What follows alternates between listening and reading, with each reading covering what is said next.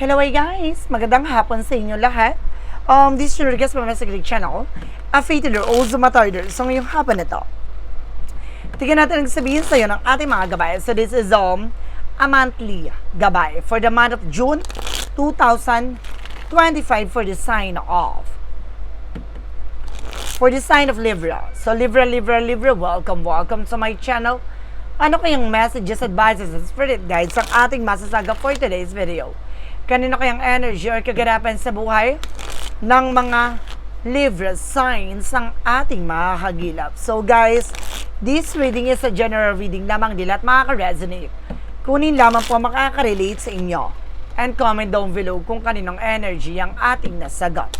And of course, don't forget to like and subscribe my channel and hit the notification bell for more videos updates. Maraming salamat po sa mga walang sawang pagsuporta sa aking channel, lalong-lalo na ang hindi skip ng ads away pagpalahain kayo ng Diyos at may kapalisiksik liglig na guumapaw na biyayang manong balik sa inyo.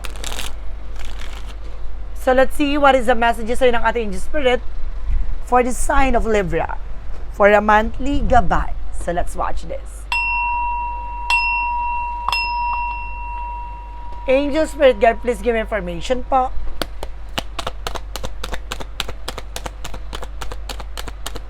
Okay, so this is something the Justice card. Hustisya. Kumbaga, there's something justice talaga. My goodness. Ngayong buwan talaga ng hustisya at revelasyon. Naloloka ako. And there's a Queen of Swords. There's something na clear the boundaries. Na unti-unti mo nang lilinisin o aalisin yung mga bagay sa paligid mo na makakasira ng plano at pangarap mo. And this is something the Page of Swords. Being curiosity. Ngayon, tutuklasin mo na, aalamin mo na mas lalo ka na magiging aware sa lahat na nangyari sa paligid mo. And there's an Eight of Swords, no? Napapalibutan ka ng toxic and negativities. No? And there's an Empress card for rebirth. No? Parang bubuhayin yung katawan lupa mo dito at the same time. Ngayong buwan na to, maaaring makakawala ka na sa mga kalungkutan, sa mga negatibo, sa mga kamalasan.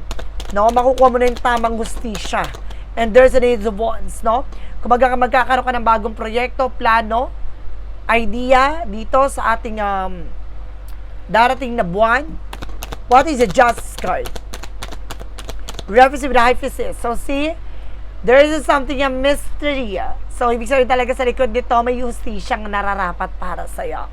What is the Queen of Swords?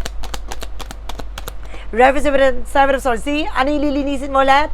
No, ang mga sinunghaling. Yung mga manloloko, yung mga taong tinatrader ka at impostor sa paligid mo. What is the Page of Swords? Ano yung kailangan mong malaman? Okay. And there's a Knight of Cups. No, some of you lalapit to, may offer na bibigay. No, maraming mga achu-chu-chu na sasabihin sa'yo. Mga matatalinagang salita, just being aware. No, and there's something is with the Ten of Wands. No, there's a Eight of Swords. Ibig sabihin, kaya ka napapalibutan ng negativities. No, at kaya mo nararanasan lahat ng mga bagay na diba, mabigat. No, mabigat sila sa buhay mo o mabigat sila sa paligid mo. Sila mismo nagbibigay pabigat sa iyo. Ibig sabihin, there's an evil eye. O maaaring may ginawa rin silang kabalastugan sa exam na mo like a negative energy. No, kaya minamalas ka. What is the Empress card? Represent guys with the Queen of Cups. Emotional healing. Magiging kalmado ka na this time. No? Yung emotional mo dito parang mas makakalagaan mo na yung nararamdaman mo ngayon. Now, what is the Ace of Wands? Represent the King of Wands. So, say, magkakaroon ka na idea. No, titignan mo na lagi magiging posibilidad. Or ngayon, titignan mo na yung mangyayari sa isa hinaharap. No, ano yung mga pagbabago, ano yung mga, ngayong buwan na to, na unti-unti mo nang masisilayan at makikita na ang kahalagahan ng sarili mo at yung mga plano mo at mga pangharap mo. What is the additional messages with Justice card because the High Priestess? No, representative magician. See, this is something guys with a manifestation. Ibig sabihin nito, it's a power of God. Na talagang inilaan, talagang itinakda, itinadhana na mangyari lahat ng to. Na para iparealize sa'yo, na para ipaalam sa'yo, na para ipamuka sa'yo, na hindi lahat ng mga tao sa paligid mo dapat mapagkatiwalaan. What is additional messages? And there's a full card. So see, a leap of faith. Ibig sabihin, tiwala. No? Kaya sinasabi sa'yo dito na hindi lahat ng mga tao sa paligid mo totoo, lahat ng mga matatalinahagan salita, mga sinasabi nila ay kailangan mo paniwalaan, no? Linisin mo, alisin mo No, ibig sabihin nito, alamin mo, salain mo kung itong tao na to is pure yung intention, genuine ba yung pagmamahal niya.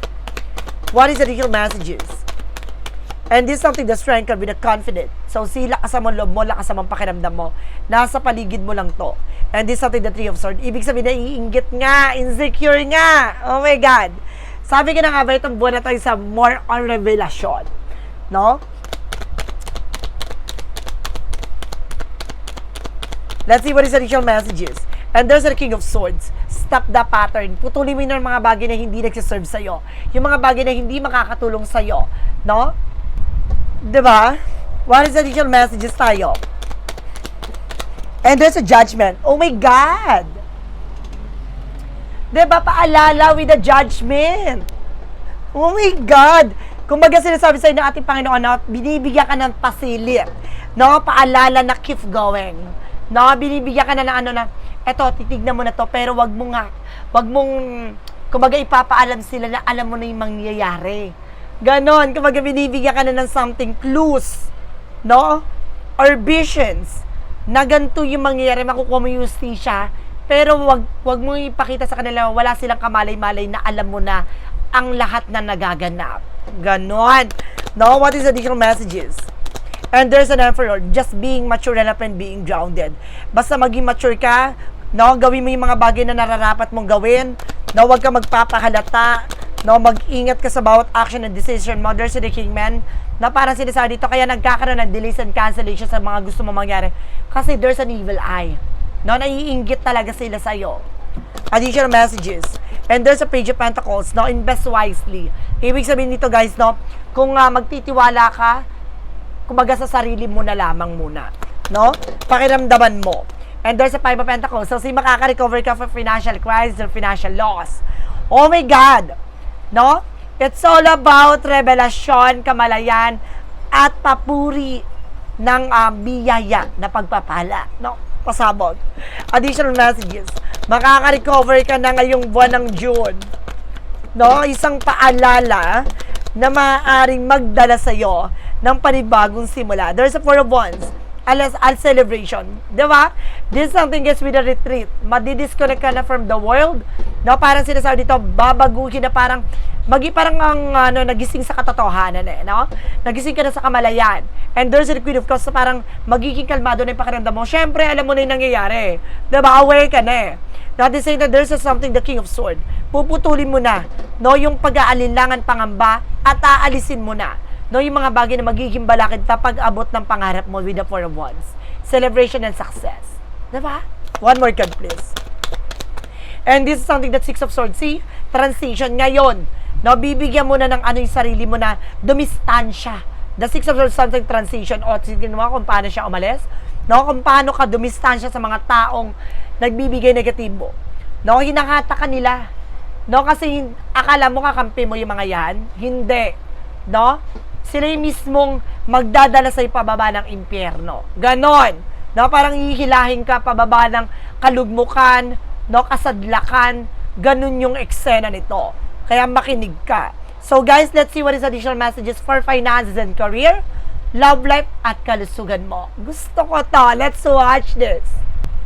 Okay, nandito na tayo with the finances and career. Okay guys, so there's a Seven of Cups, no? There's a confusion, no? Maaring may mga bagay na naguguluhan ka, or there's a multiple choices or multiple options. Now there's a Tower moment, no?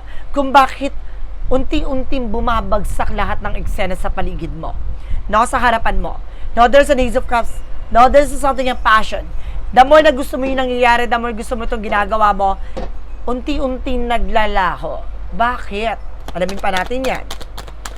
No, there's something guys with a high fan. So see, dahil may palipad hangin nga. Sabi ko na eh. Na meron talagang ginawa ng kamalasan, tama ang iyong hinala. May conclusion ka eh. Meron ka na ng gut feeling eh. No, sundin mo tong nararamdaman mo, hindi ka ililigaw nito. No? Tama ang iyong nararamdaman. There's everything is fine. No, kahit na hindi mo na kaya, pinipilit mo. No, pagdating sa finances mo, talagang binigyan ka talaga para malasin ka. Additional messages tayo pagdating naman tayo sa love life. So So, there's a descent card, no? Kumbaga, there's something for your positive outcome. Magiging maganda raw ang iyong relasyon. No? There's an Eight of Pentacles. Mag-focus ka na ngayon sa iyong family, sa relasyon, at poproteksyonan mo na ano man yung mga bagay na meron kayo. And this is something the Hermit card. No, the answer yun is here. So, masasagot na lahat ng katanungan nyo. Papakawalan mo na yung mga takot, pangamba. And there's a Three of Pentacles. Magkakaroon na kayo ng heart-to-heart conversation. No, mag-uusap na kayo ng with your person. No, kung paano nyo pagsasaluhan ng inyong mga problema, mga pinagdadaanan. And there's a Chariot card, no? Nagkakaroon na ng changes and development ang inyong relasyon. No?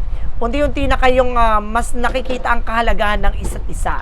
So, let's see what is additional messages tayo pagdating sa kalusugan mo. So, there's a Two of Pentacles.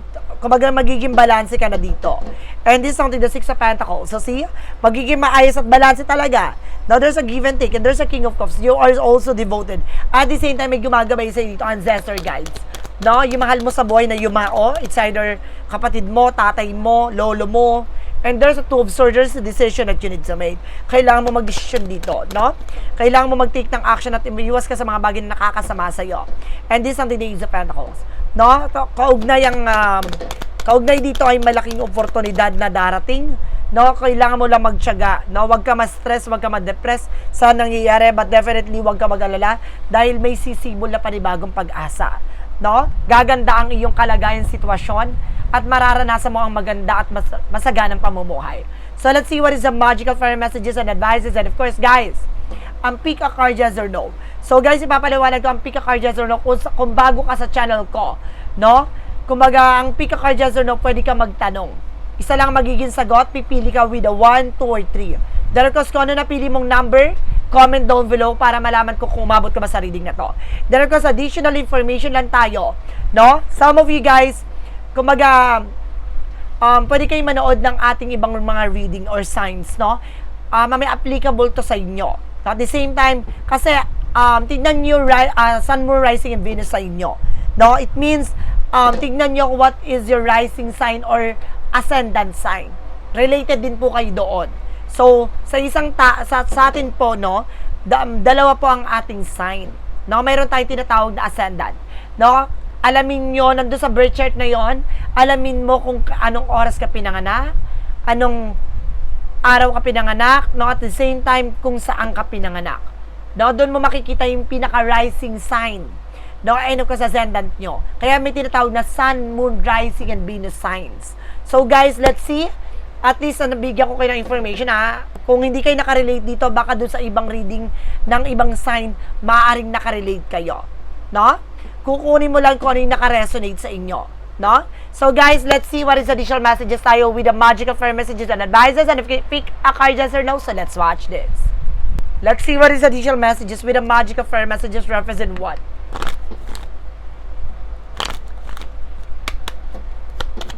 With the magical fire messages represent what? And your wish is granted. So, matutupad talaga yung mga pangarap mo dito.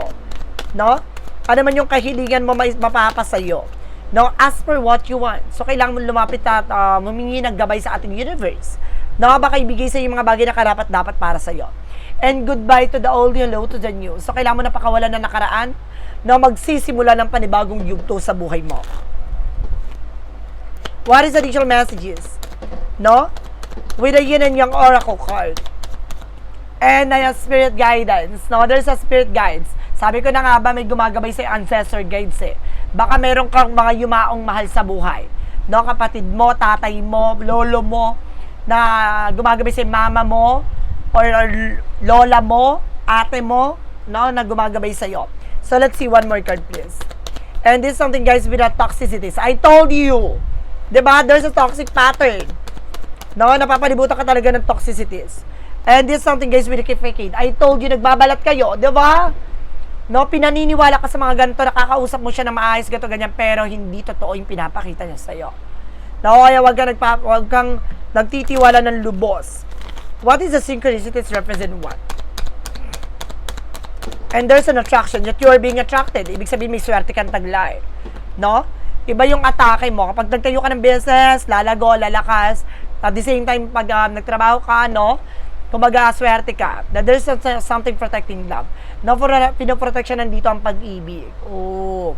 And this is something spiritual guidance. So, kailangan mo na manggagamot na tutulong sa'yo. No, there's a spiritual guidance. Or may gumagabay sa'yo manggagamot dito. No, so let's see what the Romance, Angels, and Mystic Love Oracle deck. And there's a hook up one night stand. No, some of you mayroon ditong one night stand. No, mag-ingat kayo. And there's a secret admirer. Some of you, if you are being single, maaring, kumbaga meron taong may lihim na may gusto sa inyo. And there's an insecurities, the self-esteem. Nakalisin mo yung mga inggit mo, yung mga gusto mong mangyari sa buhay, mga gato ganyan, tapos nakikita mo sa ibang tao. May mga kanya-kanya time chapter, no? Hayaan mo munang makita yan at gawin mong inspirasyon na lang yan. No? So let's see what is additional messages with an angel spirit. Kasi darating yung araw na mas maganda pa ang kahihinatanan, maganda pa yung mangyayari sa'yo. No, hindi mo man panahon ngayon, darating yung tamang pagkakataon para sa'yo. Angel's number represent what? And there's a 999 with the release. Kailangan mo ng alisin, pakawalan, tanggalin. Your current circumstances are ending. So you might take advantage of better ones. If you are experiencing a significant change or conclusion, viewing your life as a series of cycle of chapter may be helpful. How can you make a room for something to emerge? Ano yung kailangan mong alisin para mabago sa mundo mo at magabago ang sitwasyon na kinagagalawan mo? Ano yung kailangan mong pakakatandaan na kailangan mo nang alisin at baguhin, no, para maging maganda na ang ikot ng kapalaran sa'yo? No, nasa sa'yo yan, no, gaganda ang sistema, gaganda ang ikot kung babaguhin mo ang mga bagay o tao sa sitwasyon mo. What is an angel's messages with a money move oracle deck?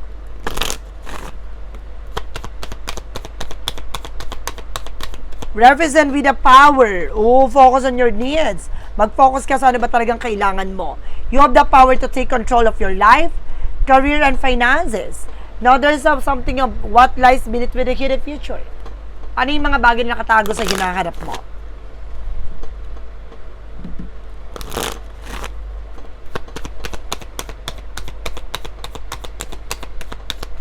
And of course, represent with the burning evidence na parang mayroon ditong sinusunog na ebidensya. No? Or parang mayroon ka na nakikitang mga signs or synchronicities na unti-unting tinatanggal para hindi mo mahalata. No? And this is something, guys, with a I hate nothing about you. No? Kumbaga lahat ng bagay na meron ka, kumbaga kinaiingitan ka. No? Kumbaga parang gustong palitan ka, gusto mangyari na parang lahat ng bagay nito ay gusto ka or either mayroon taong may gusto sa'yo. And let's see what is shadow work represent what? A shadow work represent what?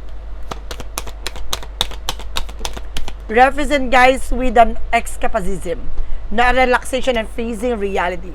Detach from the daily struggles and relax but don't use as a form of struggles. No, kailangan mong pakawalan. No, yung mga lungkot, mga maghaharapin mo yung mga problema, no? Wag mong iwasan. Kailangan mong harapin yan para matapos yan. And there's a part of the light represent what?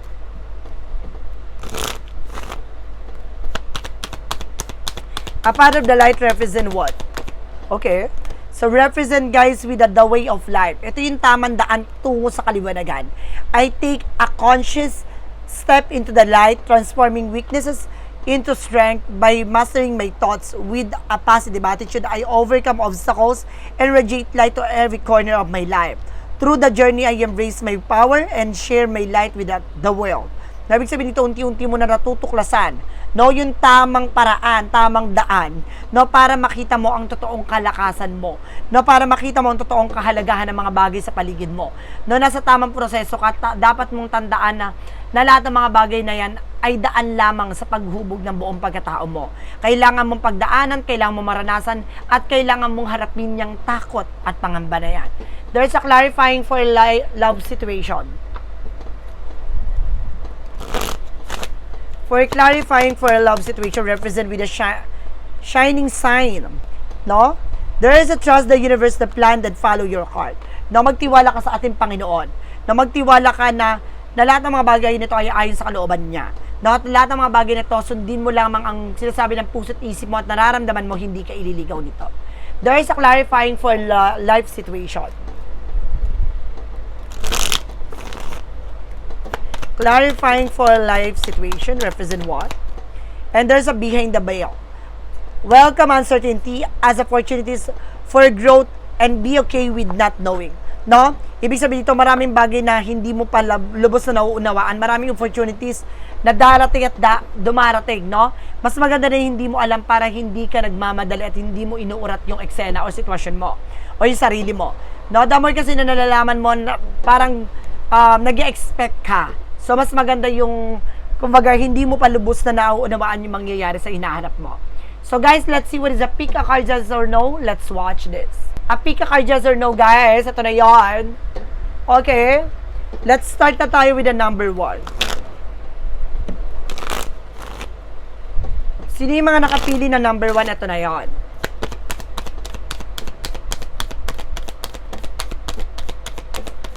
And there's a no. Come back to bite you, bitter taste, go sour. Ibig sabihin nito, hindi pa hubog, no? Ibig sabihin hindi pa magiging maayos sa situation na to, no? Wag mong ilaban, wag mong ibalik yung sarili mo sa isang bagay na alam mong magiging masama at hindi magiging mabuti ang kalalabasan. Number 2.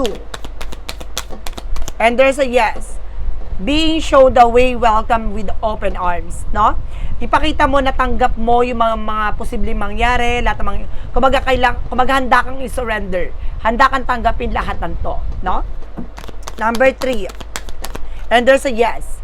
Wisdom support you, root, go deep. Napakalalim nito, no? Para bigyan ng liwanag at bigyan ka ng senyales na sinusuportahan ka ng ating gabay. No, magpatuloy ka lang dahil kumbaga maraming sanga-sanga ng gabay na tinutulungan ka sa lahat ng aspeto. Ibig sabihin nito, hindi lang sa bagay na yan, kumbaga sa lahat ng bagay tinutulungan kanya, kaya kumapit ka dahil mas lalong lalalim pa ang mga mangyayari sa iyo sa hinaharap. So guys, this is the monthly gabay for the month of June 2025 for the sign of Libra. So Libra, maraming salamat po for this wonderful reading. So once again, this reading is a general reading namang. Hindi lahat makaka-resonate, kunin lamang po makaka-relate sa inyo. And comment down below kung kaninong energy ang ating nasagap.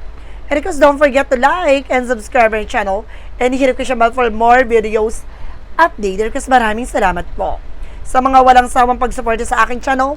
Lalo-lalo na ang dirigi-skip ng ads away, pagpalain kayo ng Diyos at may kapalit siksik digdig na umapaw na biyayang manang balik sa inyo. At maraming salamat and see the next video. Bye-bye and babush!